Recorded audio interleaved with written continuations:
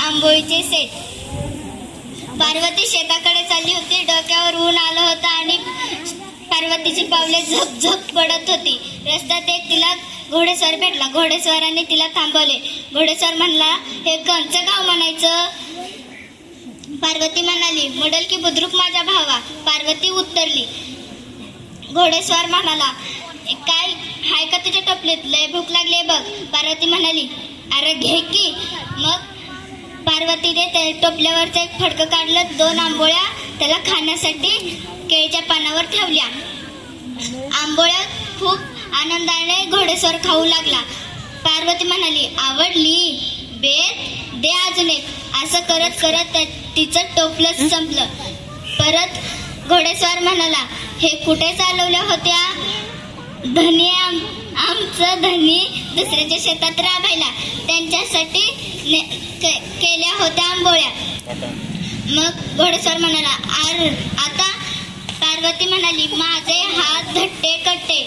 घरी जाऊन करते की. घरी आंबोळीचं पीठ पण आहे.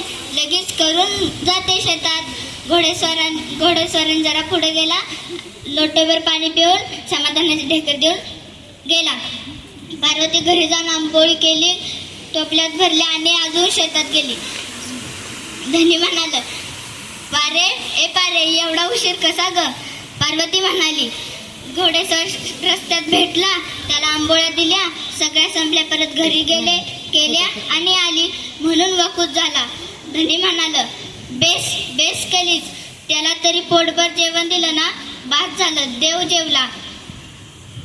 परत सकाळच्या प्रहरी दूधवाले दारात पाहिले तर जरा शेतकरी जरासा घाबरला. दूधवाले म्हणाले, पार्वतीबाई आंबोळीवाली इथेच राहते का? शेतकरी जरा घाबरून म्हणाला, हो इथेच राहते. तिने काय केलं? दूधवाले म्हणाले, महाराजांनी तिला आणि तिच्या पतीला दरबारात बोलवले. शेतकरी घाबरत म्हणाला, कालच्या घोडेस्वारांनी काही काकाळी केली का काय? मग पार्वती म्हणाली, काय मी पण कुणाला भेट नसते. काय भुकेल्या माणसाला जेवण घालणे हे काय देवा अपराध झाला का काय? मग दोघेजण गेले. दिंडीच्या दारातूनच त्यांची स्वागत झाले. इकडे संकोचलेली पार्वती इकडे तिकडे बघते.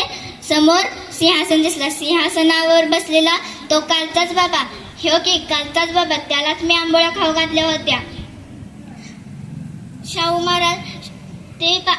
महाराज म्हणाले, कालची आंबोळी खाऊन मी खूप प्रसन्न आहे आणि तुझ्या धनीला कुणाच्या शेतात राबण्याची गरजही नाही.